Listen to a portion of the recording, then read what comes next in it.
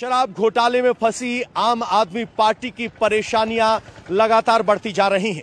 जहां supreme court ने अरविंद केजरीवाल की अर्जी को तुरंत सुनने से इनकार कर दिया, वहीं आम आदमी पार्टी के विधायक ने इस्तीफा दे दिया। आपको बता दें कि किस तरीके से अरविंद केजरीवाल को पिछले 24 घंटे में 4 झटके लगे हैं। सबसे पहले गिरफ्तारी को लेकर जो सुप्रीम कोर्ट का दरवाजा खटखटाया था, उसमें सुप्रीम कोर्ट ने कहा कि आपको विशेष दर्जा नहीं दिया जा सकता, तुरंत सुनवाई नहीं हो सकती। इसके बाद सुप्रीम कोर्ट ने साफ कर दिया कि सबके लिए कानून एक जैसा है, आपको अपनी बारी का इंतजार करना होगा। जहां कोर्ट ने केजरीवाल की याचिका को खारिज किया, वहीं केजरीवाल का सबसे बड़ा झटका उनकी ही सरकार में मंत्री और विधायक राजकुमार आनंद ने दिया। राजकुमार आनंद ने कहा कि आम आदमी पार्टी भ्रष्टाचार में डूबी हुई है और वो इस्तीफा दे रहे हैं। यही वो राजकुमार आनंद हैं जिसके खिलाफ ईडी ने कार्रवाई की थी और पैसे के लेन देन के मामले में इनके प्रीमाइसेस पर जांच हुई थी। अब वही आनंद केजरीवाल को सबसे बड़ा भ्रष्टाचारी कह रहे हैं। आइए आपको सुनवाते हैं विधायक ने इस्तीफा देने के बाद किस तरीके से अरविंद केजरीवाल पर हमला बोला है। दिल्ली के मुख्यमंत्री को देश की मोदी सरकार जेल में हिटलर शाही की तरह रखना चाहती है। दिल्ली की तिहाड़ जेल को गैस चैम्बर में तब्दील करना चाहती है। अरविंद केजरीवाल अपने वकीलों से अगर बात नहीं करेंगे तो अपना केस लड़ेंगे कैसे? महंगे महंगे वकीलों पे करोड़ों रुपए खर्च करके अरविंद केजरीवाल एक माहौल तो बना सकते हैं, लेकिन सच्चाई नहीं बदल सकते। सच्चाई ये है कि अरविंद केजरीवाल आपने शराब घोटाले में चोरी की है, भ्रष्टाचार किया है और आम आदमी पार्टी इसमें पूरी तरह से दोषी है। टिकता जो आम आदमी पार्टी में शून्य है, इनसे उम्मीद नहीं कर सकते कि ये थोड़ी सी भी इनको शर्मिंदगी होगी। ये जाना चाहते हैं, जाए, इनका अधिकार है, लेकिन अंततः सच यही है कि अरविंद केजरीवाल भ्रष्टाचारी हैं। तो देखा आपने किस तरीके से आम आदमी पार्टी के विधायक के इस्तीफे के बाद सियासत गर्मा गई है। हमारे सहयोगी भास्कर मिश्रा हमारे साथ हैं। भास्कर, आम आदमी पार्टी लगातार कहती रही है कि हमारे विधायकों को ईडी से डराया जा रहा है और जब राजकुमार आनंद का इस्तीफा हुआ तो यही जवाब आया। देखा, हमने तो पहले ही कहा था। इस इस्तीफे को कैसे देखा जाए?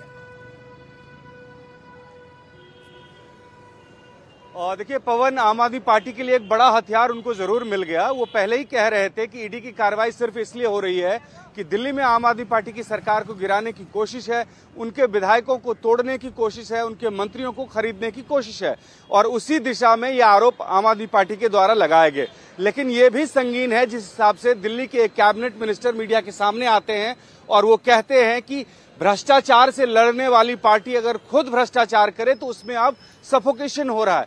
राजकुमार आनंद ने यह कहा कि अभी तक जो आरोप लग रहे थे उस बिना पे उन्होंने कुछ नहीं किया, घुटन जरूर हो रही थी, लेकिन जिस हिसाब से हाई कोर्ट में आम आदमी पार्टी के एक एक तर्क को ध्वस्त कर दिया गया, उसके बाद पद पे बने रहना उनके लिए आसान नहीं है।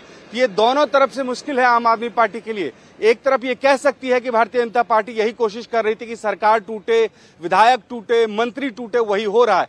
लेकिन दूसरी तरफ एक मंत्री जिसके बारे में वो खुद कहते थे कि आम आदमी पार्टी का सच्चा सिपाही है, हम लोग दूसरी मिट्टी के बने हुए हैं, वो अगर आके कहते हैं, वो भी ऐसी घड़ी में जब कोर्ट से भी आपको राहत नहीं मिल रही है और हर तरफ आपके ऊपर में हमले हो रहे हैं, उसके बाद अगर आपका एक मंत्री खुद आके कह रहा है कि एक ऐसी पार्टी जो भ्रष्टाचार में लिप्त है उनके साथ मैं नहीं रह सकता हूं, ये बहुत बड़ा सवाल है आम आदमी पार्टी के लिए भी। उनको भी अपना घर अब मजबूत करना पड़ेगा।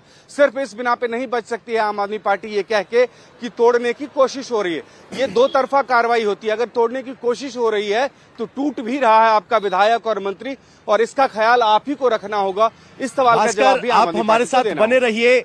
अब सवाल ये है कि क्या ये सचमुच भ्रष्टाचार को लेकर इस्तीफा है या ईडी की कार्रवाई को लेकर ये सब हुआ है? आपको बता दें कि राजकुमार आनंद के आधिकारिक आवास पर ईडी ने छापेमारी की थी। इतना ही नहीं, 12 ठिकानों पर छापेमारी हुई थी जिसमें 7 करोड़ से ज्यादा के लेन देन का सूत्र दावा कर रहे हैं कि 7 करोड़ से अधिक का कैश इधर से उधर हुआ। राजकुमार आनंद से जुड़ी हुई 12 कंपनियों पर छापे मारे गए थे और अब आम आदमी पार्टी कह रही है कि ये सब कार्रवाई डराने के लिए की जा रही है, ईडी को टूल की तरह इस्तेमाल किया जा रहा है। और आम आदमी पार्टी का कहना है कि ऑपरेशन लोटस दिल्ली में अभी भी चालू है। आज दोपहर को 2:30 बजे तो उसने संजय सिंह का जो है ट्वीट किया है। आप सोचिए 2:30 बजे तक तो वो हमारी पार्टी के साथ थे, 1 घंटे बाद वो पार्टी के उलट चले गए। आप देखिए उसका समझिए, नवंबर में उनके यहाँ ईडी का छापा पड़ा, 23 घंटे ईडी उनके कई ठिकानों पे रही, उनसे खूब पूछताछ की। उसके बाद कई बार उनके ऊपर जो है उनको सम्मन दिया गया, उनको बुलाया गया। दबाव में थे, परेशान थे, अक्सर कहते थे कि यार मैं थोड़ा सा एक्टिव होता हूँ, मेरे पास फोन आ जाता है। तो ऐसे में कई बार ऐसा होता है कि आदमी, परिवार है, बीवी हैं, बच्चे हैं, टूट जाता है, डर जाता है। डर गए बेचारे। भी आरोप तो आप ही लोगों के ऊपर में लगेगा, इसलिए कि आप लोग कहते थे कि हम अलग मिट्टी के बने हुए हैं।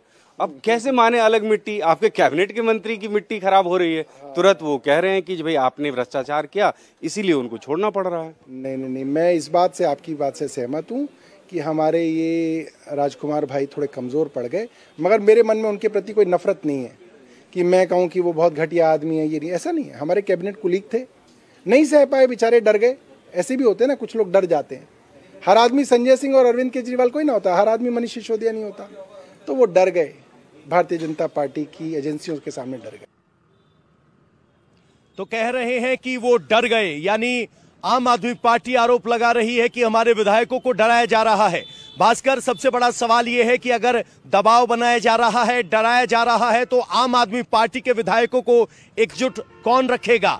संजय सिंह उस भूमिका में नजर आ रहे हैं या सुनीता केजरीवाल? सुनने में आया है कि बैठकों का दौर जारी है। बिल्कुल, देखिए एक सबसे बड़ी भूमिका पब्लिक परसेप्शन बनाने की, जनता में मैसेज देने की, वो संजय सिंह की है। संजय सिंह पार्टी के सबसे मजबूत आवाज में से एक हैं और वो भूमिका वो तब से निभा रहे हैं जब से वो जेल से बाहर आए। लेकिन ये भी महत्वपूर्ण है कि पहली बार कल ऐसा हुआ कि आम आदमी पार्टी के सीनियर नेताओं की बैठक हुई, लोकसभा चुनाव प्रचार को लेकर बैठक हुई और उस प्रचार के लिए जो बैठक हुई थी उसमें सुनीता केजरीवाल पहली बार आई और ये जानकारी भास्कर, इस वक्त एक बड़ी खबर आ रही है, आपको बीच में रोकना चाहूंगा। अरविंद केजरीवाल की सुप्रीम कोर्ट में जो अर्जी लगी थी उस पर सुनवाई अब 15 अप्रैल को होगी। आपको बता दें कि अरविंद केजरीवाल ने ईडी की गिरफ्तारी और ईडी की कार्रवाई को गैरकानूनी बताते हुए उसे चुनौती दी है। इसी चुनौती को हाईकोर्ट में दिया गया था, तब हाईकोर्ट ने इस मामले को रद्द कर दिया था, जिसके खिलाफ अरविंद केजरीवाल कल सुप्रीम कोर्ट पहुंचे थे। लेकिन सुप्रीम कोर्ट ने अर्जेंट हियरिंग से मना कर दिया था और अब यह जानकारी सामने आ रही है कि 15 अप्रैल को अरविंद केजरीवाल की इस दलील पर कि ईडी का पूरा मामला गलत है, रद्द किया जाए, इसको लेकर 15 अप्रैल को ये सुनवाई होने वाली है। आपको एक बार फिर बता दें कि अरविंद केजरीवाल ने दिल्ली हाई कोर्ट के खिलाफ सुप्रीम कोर्ट का दरवाजा खटखटाया था कल, जिसमें अर्जेंट हियरिंग की मांग की गई थी, लेकिन अर्जेंट हियरिंग तो नहीं हुई। लेकिन अब अरविंद केजरीवाल को 15 अप्रैल की तारीख मिली है, यानी 15 अप्रैल को अरविंद केजरीवाल की उस याचिका पर सुनवाई होगी जिसमें अरविंद केजरीवाल ने कहा था कि ये पूरी ईडी की कार्रवाई गैर कानूनी है, जिस तरीके से सम्मन दिया गया।